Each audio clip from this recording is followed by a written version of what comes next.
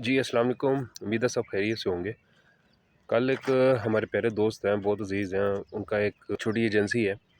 E-commerce के point of view से customers और क्लाइंट्स को सर्विसेज देते हैं, ई-कॉमर्स की नीश में। और उनके साथ कल डिस्कशन हो रही थी, तो उन्होंने मुझे बताया कि आज से तकरीबन 1 महीना पहले उनके पास एक क्लाइंट आए है, पाकिस्तानी क्लाइंट थे, लेकिन उनका ई-कॉमर्स का स्टोर था, वो टोटली अबाया पे था। अबाया, बुर्का, ये वुमेन कैटेगरी से रिलेटेड। तो वो इनके पास आया, मतलब कि उनका अपना खुद का ब्रांड था, अभी उन्होंने सिर्फ स्टार्टअप लिया हुआ था। इनके पास आए तो इनके साथ सारा एग्रीमेंट हुआ, फिर उन्होंने इनकी एड्स चलाना स्टार्ट की। इनके जो जो ब्रांड है, उनके पेड एडवर्टाइजिंग के पॉइंट ऑफ व्यू से रिस्पॉन्सिबिलिटी इन्होंने ली। अब आहिस्ता आहिस्ता जैसे जैसे स्पेंडिंग होती जा रही थी, उनको एक अच्छा रिस्पॉन्स मिल रहा था कस्टमर की तरफ से पाकिस्तान में, सिर्फ पाकिस्तान में। उन्होंने ये फैसला किया, अब ये अपना जो प्रोडक्ट है इसको दुबई में भी सेल करना चाह रहे हैं, क्योंकि उनके काफ़ी जानने वाले दुबई में भी थे, और उन्होंने रिकमेंड किया हुआ था जो ब्रांड के ओनर है, ई कॉमर्स के ब्रांड के ओनर, उनको रिकमेंड किया था कि अब अपना यूएई में भी आप सेल करें। उन्होंने इसी मौके का फ़ायदा उठाते हुए उन्होंने सोचा कि ठीक है, हमारे पास एक अच्छा मौका है, अपॉर्चुनिटी है कि हम दुबई में भी इस प्रोडक्ट को सेल करें, क्योंकि पाकिस्तान में इसकी ऑलरेडी बहुत अच्छा सेल्स जनरेट हो रहा था। अब जब उन्होंने दुबई में एस्टिमेट लगाया कि हमारा प्रोडक्ट किस प्राइस पे सेल होना चाहिए, तो उन्होंने अपनी जितने भी प्रोडक्ट्स हैं, जैसे कि पाकिस्तान में अगर उनकी एक प्रोडक्ट सेल हो रही थी लाइक आइटम्स की, तकरीबन को अप्रोक्सीमेटली 5 से 6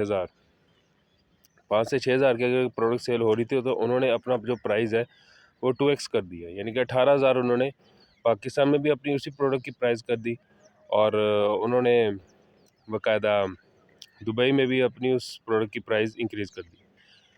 अब उसका सबसे बड़ा डिसएडवांटेज उनको ये हुआ है कि उनका जो पाकिस्तान में जो ऑडियंस थी ना, उन्होंने उनकी ज़ाहिर सी बात है, आपको परचेजिंग पावर पाकिस्तान में इतने ज़्यादा है नहीं, तो उनकी परचेजिंग जो पावर है पाकिस्तान के कम होने की वजह से अब उन्होंने प्रोडक्ट की प्राइस बढ़ा दी, जिसकी वजह से पाकिस्तान में उनकी सेल्स ड्रॉप हो गई। और दुबई में भी उनको अभी इतनी सेल जनरेट नहीं हुई थी। फिर मेरा वहाँ पर यही उनको मशवरा रहा कि आपने अपनी जो प्रोडक्ट की प्राइस थी ना, उनके करना ये था कि आपने दुबई के हिसाब से अपने शॉपिफाई स्टोर के जो पेमेंट मेथड है, उनको इस तरीके से यूटिलाइज़ करना था ताकि दुबई में वो प्राइस और दिखे, ठीक है, और पाकिस्तान में वो प्राइसेस और दिखे उसी प्रोडक्ट की। और इसमें भी काफ़ी फैक्टर्स होते हैं जिनको हमने मद्देनज़र रखना होता है। ज़ाहिर सी बात है, अब पाकिस्तान में तो जो परचेजिंग पावर है हाईएस्ट 5-6 हज़ार से ज़्यादा नहीं है, जो हाँ, अगर आपकी प्रोडक्ट जो कि आपका ब्रांड है वो लग्जरी ब्रांड में गिना जाता है, तो आप फिर कह सकते हैं कि आप 10,000, 12-15 हज़ार में अपनी प्रोडक्ट को सेल कर सकते हैं पाकिस्तान में। लेकिन जो ब्रांड ही अभी स्टार्टअप है, जिसकी जो जो बेस ही जो प्रोडक्ट है वो सिर्फ एक लग्जरी आइटम नहीं है, वो एक मीडियम तबके को टारगेट करने वाली प्रोडक्ट थी। उन्होंने ये एकदम से प्रोडक्ट की जब प्राइस बढ़ा दी, तो उनकी ऑडियंस कोलैप्स कर गई, और वो परचेजिंग पावर ज़ाहिर सी बात रखती नहीं है, तो इस वजह से आपकी सेल्स ऐसे ही ड्रॉप होती हैं, बेशक आपकी पेड एडवर्टाइजिंग हो, बेशक आप ऑर्गेनिकली आपके स्टोर पे ऑडियंस आ रही हो।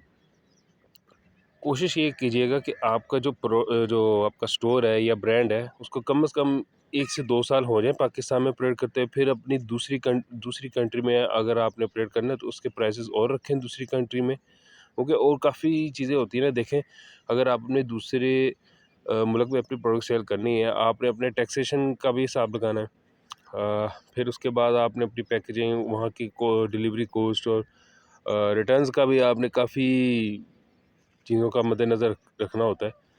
तो ये चीज़ें बहुत ज़्यादा मैटर करती हैं। बाकी मेरी वीडियो का अख्तिताम यही किया था कि अगर आपको मेरी वीडियो पसंद है, तो कमेंट सेक्शन में अपनी राय ज़रूर दीजिएगा। अपना बहुत ज़्यादा ख्याल रखिएगा। सी यू सून।